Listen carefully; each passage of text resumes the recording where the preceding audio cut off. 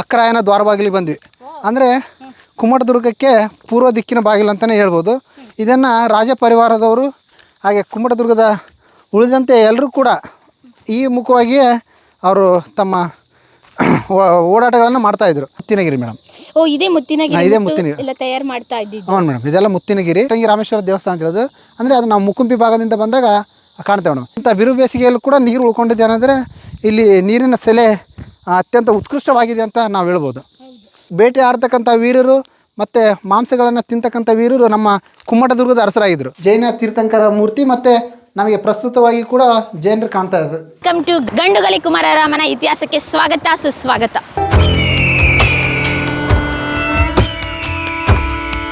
ಇವಾಗ ಇಲ್ಲಿಂದ ಎಲ್ಲಿ ಕರ್ಕೊಂಡು ಹೋಗ್ತಾ ಇದ್ದೀರಾ? ಈಗ ನಾವು ಅಕ್ಕರಾಯನ ದ್ವಾರ ಬಾಗಿಲು ಅಂದರೆ ಅಂದು ಕುಮ್ಮಟದುರ್ಗಕ್ಕೆ ಮುಖ್ಯ ಪ್ರವೇಶ ದ್ವಾರನೇ ಈಗ ನಾವು ಮುಕ್ಕುಂಪಿ ಭಾಗದಿಂದ ಬರ್ತಕ್ಕಂಥದ್ದು ಮೇಡಮ್. ಇಲ್ಲಿ ಮುಕ್ಕುಂಪಿ ಅಂತ ಅಂದರೆ ಮುತ್ತಿನಗಿರಿ, ಅಂದಿನ ಕಾಲಕ್ಕೆ ಅದು ಕರಿತಕ್ಕಂಥ ಹೆಸರು ಮುತ್ತಿನಗಿರಿ. ಹಾಂ ಮೇಡಮ್, ಅಲ್ಲೆಲ್ಲ ವ್ಯಾಪಾರ ವಹಿವಾಟು, ಆಮೇಲೆ ಮುತ್ತುಗಳನ್ನು ಮಾರ್ತಕ್ಕಂಥದ್ದು, ಈ ರೀತಿಯಾಗಿರ್ತಕ್ಕ ಕೆಲವೊಂದಿಷ್ಟು ಒಂದೇನು ಮೌಲ್ಯಯುತವಾಗಿರ್ತಕ್ಕಂಥ ಅಪಾರವಾದ ಹರಳುಗಳನ್ನು ಮಾರ್ತಕ್ಕಂಥ ಮಾರುಕಟ್ಟೆ ಆ ಪ್ರದೇಶ ಆಗಿತ್ತು ಮೇಡಮ್. ಅಲ್ಲಿಂದ ಎಷ್ಟು ದೂರ ಆಗುತ್ತೆ ಮೇಡಮ್? ಈ ಬೆಟ್ಟ ಇಳಿದ್ರ ನಂತರನೇ ಆ ಮುತ್ತಿನಗಿರಿ ಮೇಡಮ್ ನಮ್ಗೆ ಕಾಣಿಸಿಗೋದು. ಹಾಗಾದ್ರೆ ಹಂಪಿ ಯಾವ ಕಡೆ ಬರುತ್ತೆ ಸರ್? ಇಲ್ಲಿ ಹಂಪಿ ಈ ಭಾಗವಾಗಿ ಮೇಡಮ್. ಈ ಭಾಗವಾಗಿ ನಿಜ. ಇಲ್ಲಿಂದ ಎಷ್ಟು ದೂರ ಆಗ್ಬೋದು? ಕನಿಷ್ಠ 10 ಕಿಲೋಮೀಟರ್ ಅಷ್ಟೇ ಮೇಡಮ್. ನಡ್ಕೊಂಡು ಹೋದ್ರೆ 10 ಕಿಲೋಮೀಟರ್ ಅಷ್ಟೇ ಮೇಡಮ್. ನಿಜ. ಅವತ್ತಿಗೆಲ್ಲ ಇದೇ ಮಾರ್ಗಗಳನ್ನು ಮಾಡ್ಕೊಳ್ತಾ ಇದ್ರು ಮೇಡಮ್. ನಾವಂತೂ ಅಕ್ಕರಾಯನ ದ್ವಾರ ಬಾಗಿಲಿಗೆ ಬಂದ್ವಿ. ಅಂದರೆ ಕುಮ್ಮಟದುರ್ಗಕ್ಕೆ ಪೂರ್ವ ದಿಕ್ಕಿನ ಬಾಗಿಲು ಅಂತಲೇ ಹೇಳ್ಬೋದು. ಇದನ್ನು ರಾಜ ಪರಿವಾರದವರು ಹಾಗೆ ಕುಮ್ಮಟದುರ್ಗದ ಉಳಿದಂತೆ ಎಲ್ಲರೂ ಕೂಡ ಈ ಮುಖವಾಗಿಯೇ ಅವರು ತಮ್ಮ ಓಡಾಟಗಳನ್ನು ಮಾಡ್ತಾಯಿದ್ರು. ನಿಜ ಮೇಡಮ್. ಇವತ್ತಿಗೂ ಕೂಡ ಇಂದಿಗೂ ಕೂಡ ಆಚರಣೆಗಳು ಅಂದರೆ ಕುಮಾರರಾಮನ ಜಾತ್ರೆ ನಡಿಬೇಕಾದ್ರೆ ಇಂದ್ರಿಗಿ ಗ್ರಾಮದವರು ಮತ್ತು ಮುಕ್ಕುಂಪಿ ಗ್ರಾಮದವರು ಆಮೇಲೆ ಈ ಮುಖವಾಗಿ ದೇವರ ಮೂರ್ತಿಗಳನ್ನು ತೊಗೊಂಡು ಬಂದು ಈ ರೀತಿಯಾಗಿ ಪ್ರವೇಶ ಮಾಡ್ತಾರೆ. ಅಂದರೆ ಅಗಸಿ ಬಾಗಿಲಾಗಿತ್ತು ಇದು ಕುಮ್ಮಟದುರ್ಗಕ್ಕೆ, ಮುಖ್ಯವಾಗಿ ಅಗಸಿ ಬಾಗಿಲು. ಇಲ್ಲಿಂದನೇ ಆ ಕೋಟೆಗಳು ಎಂಡಾಗ್ತಕ್ಕಂಥದ್ದು ಮತ್ತು ಸಂಧಿಸ್ತಕ್ಕಂಥ ದ್ವಾರ ಬಾಗಿಲು ಇದಾಗಿತ್ತು. ಕೆಲವೊಂದು ಕಲಾಕೃತಿಗಳನ್ನ ನೋಡ್ತೀವಿ. ನಿಜ ಮೇಡಮ್. ಇಲ್ಲೆಲ್ಲ ದ್ವಾರ ಬಾಗಿಲದು ವಾಸ್ತುಶಿಲ್ಪಗಳ ನಿರ್ಮಾಣ ನೋಡಿದ್ರು ಮೇಡಮ್. ಎಲ್ಲ ಇದ್ದು ಕೂಡ ಕಾಲಾನಂತರದಲ್ಲಿ ಮತ್ತು ಶತ್ರುಗಳು ಕೂಡ ಇವನ್ನೆಲ್ಲ ಒಡೆದಾಕಿರ್ಬೋದು ಮೇಡಮ್. ಎಂಥ ಬೃಹತ್ ಗಾತ್ರದ ಬಂಡೆಗಳಿಂದ. ನಿಜ ಮೇಡಮ್. ಯಾವ ರೀತಿ ಎಲ್ಲ ಸುಂದರ ಕಲಾತ್ಮಕವಾಗಿ ಅಲ್ಲೊಂದಿದೆ ನೋಡಿ ಮೇಡಮ್. ಅಲ್ಲೊಂದಿದೆ ಬೃಹತ್ ಬಂಡೆಗಳಲ್ಲಿ ಅಕ್ಕ ಬುಕ್ಕರ್ ರೀ ಅವ್ರ ಹೆಸರಲ್ಲೇ ಈ ದ್ವಾರ ಬಾಗಿಲನ್ನು ಕರಿತಾ ಇದ್ದಾರೆ ಮೇಡಮ್. ಅವ್ರು ಇದ್ದಾಗಲೇ ಕರಿತಾ ಇದ್ರ? ಹಾಂ ಮೇಡಮ್. ಅಂದರೆ ಅವರು ವಹಿಸ್ಕೊಳ್ತಾ ಇದ್ರು. ಈಗ ಈ ದ್ವಾರ ಬಾಗಿಲದಲ್ಲಿ ಮುಖ್ಯಸ್ಥರು ಯಾರು? ಇವರು ಅಂದರೆ ಸುತ್ತರದ. ಹಾಗಾದ್ರೆ ಈ ದ್ವಾರ ಬಾಗಿಲಿಂದ ಈ ಕಡೆದೆಲ್ಲ ವಹಿವಾಟು ಎಲ್ಲ ನೋಡ್ಕೊಳ್ತಾ ಇದ್ದಿದ್ದು ಅಕ್ಕರಾಯ ರೀ. ಆ ಬುಕ್ಕರಾಯಿಂದ ಆ ಕಡೆ ಬಾಗಿಲು. ಇದು ಅಕ್ಕರಾಯನ ದ್ವಾರ ಬಾಗಿಲು. ಅಂದರೆ ಅದ್ರ ಜೊತೆಗೆ ಉಸ್ತುವಾರಿ ಇಲ್ಲಿರ್ತಕ್ಕಂಥವ್ರಿಗೆ ಅವ್ರು ಪ್ರಮುಖರಾಗಿ ಅವರ ಮಾರ್ಗದರ್ಶನದಲ್ಲಿ ಕಾರ್ಯ ಮಾಡ್ತಕ್ಕಂಥವ್ರು ಇರ್ತಾ ಇದ್ರು ಮೇಡಮ್. ಓಕೆ, ಇದು ಯಾವ ರೂಟ್ಗೆ ಹೋಗುತ್ತೆ ಸರ್? ಎಲ್ಲಿ ಕನೆಕ್ಟ್ ಆಗುತ್ತೆ? ಈಗ ನಾವು ಅದು ಹೇಮಗುಡ್ಡ ಮೇಡಮ್, ಅದು ಅಲ್ಲಿ ಕಾಣ್ತಾ ಇರೋದು. ಎಲ್ಲಿ ಸರ್ ಅದು? ಅಲ್ಲಿ ಆ ಕೆರೆ ನೀರಿದೆಲ್ಲ ಮೇಡಮ್, ಅದ್ರ ಮುಂದೆ ಹೇಮಗುಡ್ಡ, ಹೇಮಗಿರಿ ಅಂತ ಕರಿತೀವಿ. ಇದು ಮುತ್ತಿನಗಿರಿ ಮೇಡಮ್. ಇದೇ ಮುತ್ತಿನಗಿರಿ. ಇದೇ ಮುತ್ತಿನಗಿರಿ ಎಲ್ಲ ತಯಾರು ಮಾಡ್ತಾ ಇದ್ದೀವಿ. ಹ್ಞೂ ಮೇಡಮ್, ಇದೆಲ್ಲ ಮುತ್ತಿನಗಿರಿ. ಒಟ್ಟು ಇದೆಲ್ಲ ನೋಡಿ ಮೇಡಮ್, ಇದೆಲ್ಲ ಕೃಷಿಗೆ ಸಂಬಂಧಿಸಿದ ಚಟುವಟಿಕೆಗಳನ್ನು ಈ ಪ್ರದೇಶದಲ್ಲಿ ಮಾಡ್ಕೊಳ್ತಾ ಇದ್ರು. ಅವಾಗಿನ ಕಾಲದಲ್ಲೇ ಅದು ಅದೇ ರೀ ಜಟಂಗಿ ರಾಮೇಶ್ವರ ದೇವಸ್ಥಾನ ಅಂತ ಹೇಳೋದು. ಅಂದರೆ ಅದು ನಾವು ಮುಕುಂಪಿ ಭಾಗದಿಂದ ಬಂದಾಗ ಕಾಣ್ತೇವೆ ಮೇಡಮ್. ಇದೇ ರೀತಿಯ ರಚನೆಗಳೇ ನಾವು ಹಂಪಿಯ ಹೇಮಕೂಟ ಪರ್ವತದಲ್ಲಿ ಕಾಣ್ಬೋದು ಮೇಡಮ್. ಹೌದು. ಇದು ಮತ್ತು ಇನ್ನೊಂದು ಹೇಮಗಿರಿಯಲ್ಲಿ ಒಂದಿದೆ ಮೇಡಮ್. ಅದು ಆಮೇಲೆ ಅಲ್ಲಿ ಹೇಮಕೂಟದಲ್ಲಿ ಇರ್ತಕ್ಕಂಥ ದೇವಸ್ಥಾನಗಳು ಇವೆಲ್ಲವೂ ಒಂದೇ ವಾಸ್ತುಶಿಲ್ಪ ನಿರ್ಮಾಣ. ನೀವು ಅವಾಗ ಹೇಳಿದ್ರಲ್ಲ ಹೇಮಗಿರಿನ ಹೇಮಕೂಟನ ಚಿನ್ನದ ತಯಾರಿಕೆಗೆ ಒಂದು ಪ್ರಸಿದ್ಧಿ ಆಗಿದ್ದು ಅಂತ. ಹೇಮಗುಡ್ಡ ಮೇಡಮ್, ಅದನ್ನ ಹೇಮಗಿರಿ ಅಂತ ನಾವು ಕರಿತೀವಿ. ಇಲ್ಲಿ ಕಾಣಿಸ್ತಾ ಇದೆಯಲ್ಲ ಅದೇ ಅಂತ ಹೇಳ್ಬೋದಲ್ಲ? ಅದೇ ಮೇಡಮ್, ಅಲ್ಲೆಲ್ಲ ಗುಪ್ತವಾಗಿರ್ತಕ್ಕಂಥ ರಹಸ್ಯದಾಗಿರ್ತಕ್ಕಂಥ ಸ್ಥಳ ಮೇಡಮ್ ಅದು. ಓಕೆ, ಅಂದ್ರೆ ಇಲ್ಲಿ ಕುಮ್ಮಟದುರ್ಗ ಕೋಟೆಯವರಿಗೆ ಒಂದು ರಹಸ್ಯವಾದಂಥ ಸ್ಥಳ ಅದು. ಹೌದು ಮೇಡಮ್. ಅದು ಮುಂದಿನ ದಿನಗಳಲ್ಲಿ ಅದನ್ನ ಕನಕಗಿರಿ ನಾಯಕರು ಕೂಡ ಆಶ್ರಯ ಮಾಡ್ತಾ ಇರ್ತಾರೆ ಮೇಡಮ್. ಹೇಮಗುಡ್ಡ ಇವಾಗ ಇಲ್ಲಿ ನೋಡ್ಬೋದು ಸರ್ ದ್ವಾರ ಬಾಗಿಲದ ಕುರುಹುಗಳು. ನಮಸ್ಕಾರ ಕನ್ನಡಿಗರೇ, ನಮ್ಮ ಪರಿಶ್ರಮದ ಮೂಲಕ ವಿಡಿಯೋವನ್ನು ಚಿತ್ರೀಕರಣ ಮಾಡಿ ನಮ್ಮ ಚಾನೆಲ್ ಅಲ್ಲಿ ಪ್ರಸಾರ ಮಾಡ್ತಾ ಇದ್ವಿ. ಈ ನಮ್ಮ ಸಣ್ಣ ಪ್ರಯತ್ನ ನಿಮ್ಗೆ ಇಷ್ಟ ಆದ್ರೆ ನಮ್ಮ ಚಾನೆಲ್ನ ಖಂಡಿತ ಸಬ್ಸ್ಕ್ರೈಬ್ ಮಾಡಿ, ನಮ್ಮೊಂದಿಗೆ ನೀವು ಕೈ ಜೋಡಿಸಿ, ನಿಮ್ಮ ಕೈಲಾದಷ್ಟು ಸಹಾಯ ಮಾಡಿ, ಪ್ರೀತಿಯಿಂದ ಅರಸಿ. ಅಚ್ಚುಕಟ್ಟಾಗಿ ಹಾಗೇನೆ ಕಾಣಿಸ್ತವೆ. ದ್ವಾರ ಬಾಗಿಲು ಇತ್ತು ಅಂತ ಹೇಳೋದಕ್ಕೆ ಸಾಕ್ಷಿಗಳೆಲ್ಲ ಇಲ್ಲ ಬಿದ್ದಿರೋದಂತಹ. ಬಹಳ ಎತ್ತರ ಆಗಿರ್ತಕ್ಕಂಥದ್ದು. ಕಾಲಾನಂತರ ಮಳೆಗಾಳಿಗೆ ಒಂದೊಂದು ಉರುಳೋದ್ರು ಕೂಡ ಅದರ ಬುನಾದಿಗಳು ನಮಗೆ ಕಾಣಿಸ್ತಿರ್ತವೆ ಮೇಡಮ್. ಹೌದು. ಹಾಗಾದ್ರೆ ನಾವು ಇನ್ನೂ ಅರಮನೆನೇ ನೋಡಿಲ್ವಲ್ಲ ಸರ್, ದೂರದಿಂದ ನೋಡಿದ್ದೀವಿ. ನಿಜ ಮೇಡಮ್. ಈಗ ನಾವು ಸೀದಾ ಅರಮನೆಗೆ ಹೊರಟೋಗೋಣ ಮೇಡಮ್. ಓಕೆ. ಇನ್ನು ನಮ್ಮ ಈ 7 ಸಾಲು ಪರಿಸರ ಬೆಟ್ಟದಲ್ಲಿ ಈ ರೀತಿಯ ರಚನೆಗಳು ಇದ್ದಲ್ಲೆಲ್ಲ ಕೋಟೆಗಳನ್ನು ಕಟ್ಟಿಕೊಂಡು ತಮ್ಮ ರಾಜಾಳ್ವಿಕೆಯನ್ನು ಮಾಡಿದ್ದಾರೆ ಮೇಡಮ್. ಇದ್ರ ವಿಶೇಷ ನಮ್ಮ 7 ಸಾಲು ಬೆಟ್ಟ ಏನು ನಾವೀಗ ಗಂಗಾವತಿ ಪರಿಸರ ಏನಿದೆ ಅಲ್ಲಿ ಬರ್ತಕ್ಕಂಥ ಬೆಟ್ಟಗಳಲ್ಲಿ ಒಂದು 8-10 ಎಕರೆ ಒಂದು ಸಾಕಷ್ಟು ವಿಸ್ತೀರ್ಣ ಹೊಂದಿರತಕ್ಕಂಥ ಮೈದಾನಗಳು ಸಿಗ್ತಾವೆ ಮೇಡಮ್. ಓಕೆ, ಇವಾಗ ನಾನು ನೋಡ್ತೀವಿ ಇಷ್ಟು ಉಳಿದಿದೆ. ಅವಾಗ 700 ವರ್ಷದ ಹಿಂದೆ ಹೋಗಿ ನೋಡಿದಾಗ ಬಂಡೆ ಇರ್ಬೋದು, ಕಲ್ಲಿರ್ಬೋದು, ಇನ್ನೆಷ್ಟು ಇರ್ಬೋದು? ಸಾಕಷ್ಟು ಮೇಡಮ್. ಇನ್ನೂ ಇವರು ರಚನೆ ಮಾಡ್ಕೊಂಡಿದ್ದಕ್ಕೆ ಸ್ವಲ್ಪ ಕಮ್ಮಿ ಅನಿಸಿರ್ಬೋದು. ಹಂಗೆ ಬಿಟ್ಟಿದ್ರೆ ಇನ್ನೂ ಸಾಕಷ್ಟು ದೊಡ್ಡ ದೊಡ್ಡ ಬೆಟ್ಟ ಗುಡ್ಡಗಳು ನಮ್ಗೆ ಕಾಣ್ತಾ ಇದೆ ಮೇಡಮ್. ಇವಾಗ ಇಲ್ಲಿನ ಸ್ಥಳೀಯರೆಲ್ಲ ಇದನ್ನ ಮನೆ ಕಟ್ಟಕ್ಕಾಗಿರ್ಬೋದು, ಬೇರೆ ಬೇರೆ ಕೆಲಸಗಳಿಗೆಲ್ಲ ಕಲ್ಲೆ ಎಲ್ಲ ಬಳಸಿದ್ದಾರೆ ಮೇಡಮ್. ಕೆಲವೊಂದು ಕೋಟೆ ಅವಶೇಷಗಳನ್ನು ಕೂಡ ಬಳಸ್ಕೊಂಡಿದ್ದಾರೆ ಮೇಡಮ್. ನಮ್ಮ ಭಾಗದಲ್ಲಿರ್ತಕ್ಕಂಥ ಬೆಟ್ಟ ಗುಡ್ಡಗಳು ಕಬ್ಬಿಣಾಂಶದಿಂದ ಕೂಡಿರುತ್ತೆ ಅನ್ನೋದಕ್ಕೆ ಸಾಕ್ಷಿ ಈ ಒಂದು ಬಣ್ಣ ನೋಡಿ. ಓಕೆ, ಅಂದರೆ ಇದು ತುಕ್ಕಿಡಿದೋ ರೀತಿ ಇದೆ ನೋಡಿ. ಹೌದು.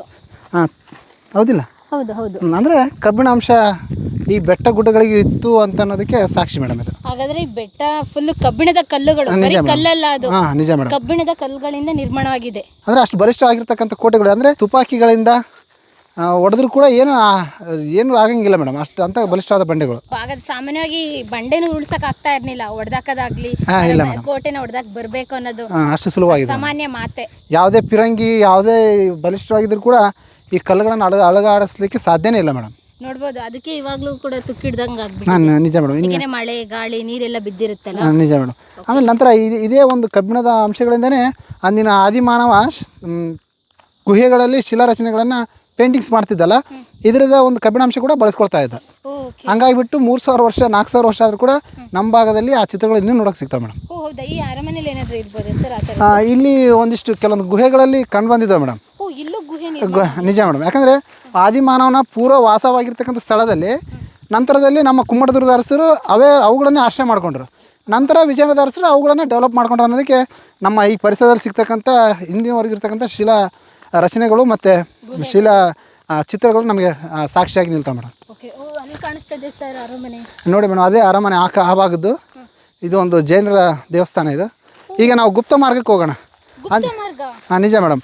ಯಾಕಂದರೆ ಪ್ರತಿಯೊಂದು ಸಾಮ್ರಾಜ್ಯಕ್ಕೂ ಒಂದು ಅವಶ್ಯಕ ಕೋಟೆ ಎಷ್ಟು ಅವಶ್ಯಕತೆ ಇತ್ತು ಅಷ್ಟೇ ಅವಶ್ಯಕತೆ ಗುಪ್ತ ಮಾರ್ಗಗಳಿಗೂ ಇತ್ತು. ಯಾಕಂದರೆ ಶತ್ರುಗಳು ಒಮ್ಮೆದೊಮ್ಮೆಲೆ ಅಟ್ಯಾಕ್ ಮಾಡಿದಾಗ ಅಥವಾ ಸೋಲುವ ಸಂಭವ ಬಂದಾಗ ರಾಜ ಪರಿವಾರ ಮತ್ತು ರಾಜರು ಕೂಡ ತಪ್ಪಿಸಿಕೊಂಡು ಬೇರೆಡೆ ಸ್ಥಳಾಂತರ ಆಗೋದಕ್ಕೆ ಗುಪ್ತ ಮಾರ್ಗಗಳು ಅತ್ಯಂತ ಅವಶ್ಯಕವಾಗಿದೆ ಮೇಡಮ್.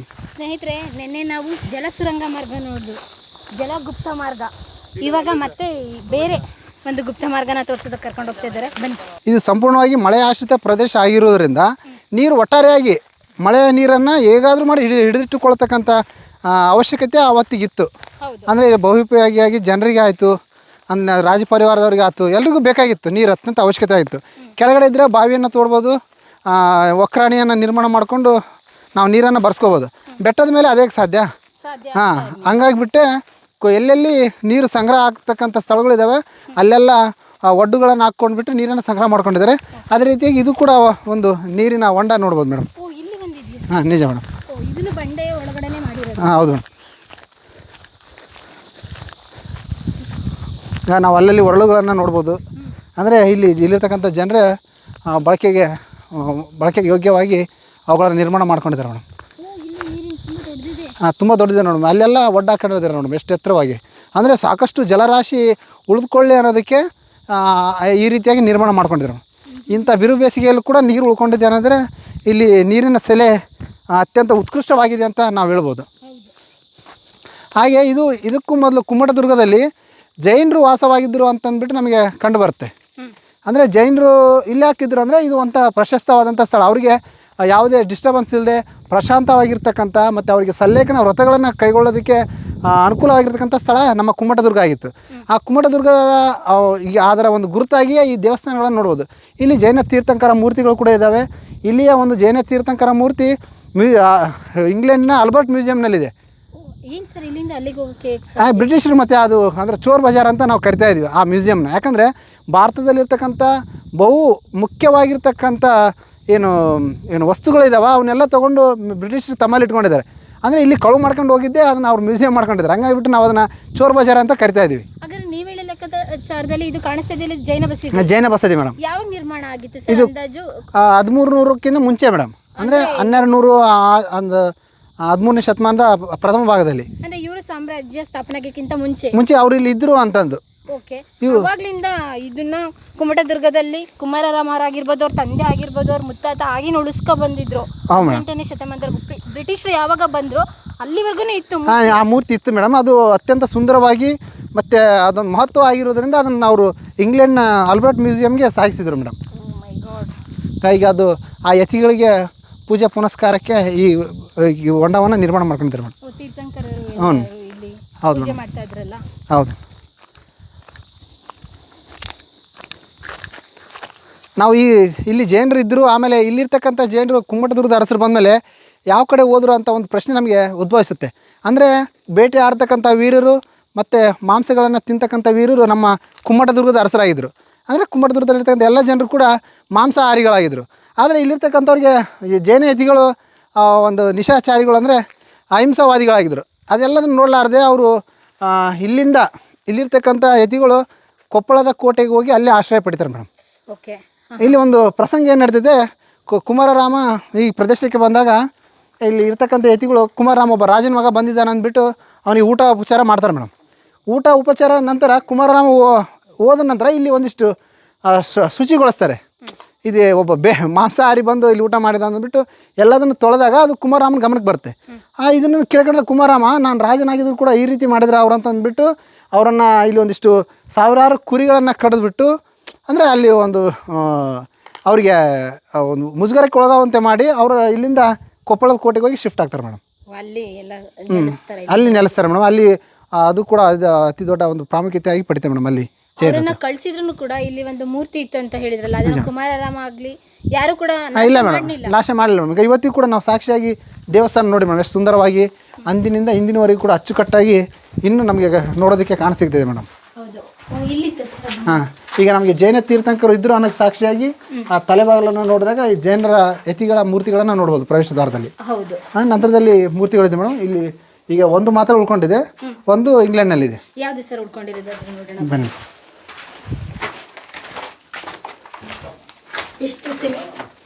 ಹಂಗೆ ಬನ್ನಿ ಮೇಡಮ್. ಈಗ ನಮಗೆ ಇದು ಜೈನರು ಇದ್ದರು, ಒಟ್ಟಾರೆಯಾಗಿ ನಾವು ಇಲ್ಲಿ ಜೈನರು ವಾಸವಾಗಿದ್ದರು ಅನ್ನೋದಕ್ಕೆ ಸಾಕ್ಷಿಯಾಗಿ ಈ ದೇವಸ್ಥಾನದ ತಲೆಬಾಗಿಲಿಗೆ ಜೈನ ತೀರ್ಥಂಕರ ಮೂರ್ತಿ ಮತ್ತು ನಮಗೆ ಪ್ರಸ್ತುತವಾಗಿ ಕೂಡ ಜೈನರ ಮೂರ್ತಿ ಕಾಣ್ತಾ ಇದೆ. ಅಂದರೆ ಇದು ನಮಗೆ ಸಾಕ್ಷಿ ಆಗುತ್ತೆ ಇಲ್ಲಿ ಜೈನರು ಇದ್ದರು, ಅವರು ಕೂಡ ಪ್ರಾಮುಖ್ಯತೆ ಇತ್ತು ಈ ಸ್ಥಳಕ್ಕೆ ಅನ್ನೋದಕ್ಕೆ. ಓಕೆ, ಎಷ್ಟು ವರ್ಷ ಆದರೂ ಕೂಡ ಹೇಗೆಲ್ಲ ಇದೆ ನಿಜ ಮೇಡಮ್. ಏನು ಕುಮಾರರಾಮ ಅವರಾಗ್ಲಿ ತಂದೆಯವರಾಗ್ಲಿ ಏನು ನಾಶ ಏನು ಮಾಡಿಲ್ಲ, ಯಥಾವತ್ತಾಗಿ ಉಳಿಸ್ಕೊ ಬಂದಿದ್ದಾರೆ. ಅಂದ್ರೆ ಇಲ್ಲಿ ಗೊತ್ತಾಗುತ್ತೆ ಎಲ್ಲ ಧರ್ಮಗಳು ಕೂಡ ಅವ್ರ ಪ್ರಾಮುಖ್ಯತೆ ಕೊಡ್ತಾ ಇದ್ದಾರೆ. ನಿಜ ಮೇಡಮ್, ಎಲ್ಲ ಜಾತಿ ಜನಾಂಗಕ್ಕೂ ಅವ್ರು ಪ್ರಾಮುಖ್ಯತೆ ಕೊಡೋದ್ರಿಂದ ಅವತ್ತು ಅವ್ರು ಉಳಿಸ್ಕೊಂಡ್ರು. ಇವತ್ತು ನಮಗೆ ಅವ್ರು ಉಳಿಸ್ಕೊಂಡಿದ್ದಕ್ಕೆ ನಮಗೆ ನೋಡಕ್ ಸಿಗ್ತಾ ಇದೆ ಮೇಡಮ್.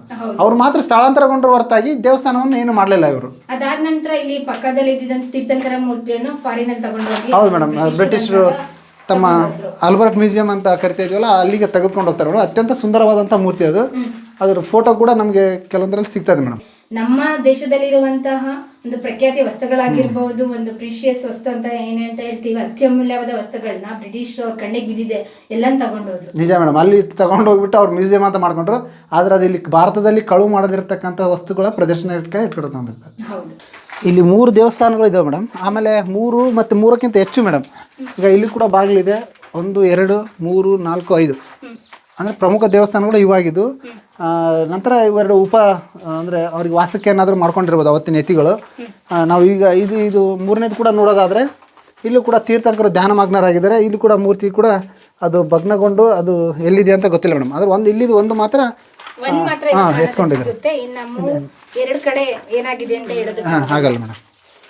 ಅದ್ರ ಜೊತೆಗೆ ಇಲ್ಲಿ ಏನು ಬರಹ ಇದೆಯಲ್ಲ ಸರ್? ನಿಜ ಮೇಡಮ್, ಅಂದಿನ ಪೇಂಟಿಂಗ್ಸ್ಗಳನ್ನು ನಾವು ನೋಡ್ಬೋದು ಮೇಡಮ್. ಇಲ್ಲೆಲ್ಲ ಅಲಂಕಾರಿಕವಾಗಿ ರಚನೆಗಳನ್ನು ನೋಡಿದ್ದಾರೆ ಮೇಡಮ್.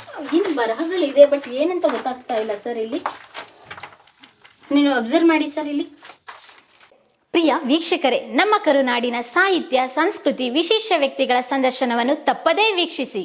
ನಮ್ಮ ಚಾನಲ್ ಅನ್ನು ಸಬ್ಸ್ಕ್ರೈಬ್ ಮಾಡಿ, ಬೆಲ್ ಐಕನ್ ನ ಕ್ಲಿಕ್ ಮಾಡಿ, ನಿಮ್ಮ ಅಭಿಪ್ರಾಯವನ್ನು ತಪ್ಪದೇ ತಿಳಿಸಿ. ಡಿಜಿಟಲ್ ಮಾಧ್ಯಮ ಎಲ್ಲಾ ಸಾಮಾಜಿಕ ಜಾಲತಾಣದಲ್ಲೂ ಲಭ್ಯವಿದೆ. ಸ್ವತಂತ್ರ ಪತ್ರಿಕೋದ್ಯಮವನ್ನು ಬೆಂಬಲಿಸಿ. ಧನ್ಯವಾದಗಳು.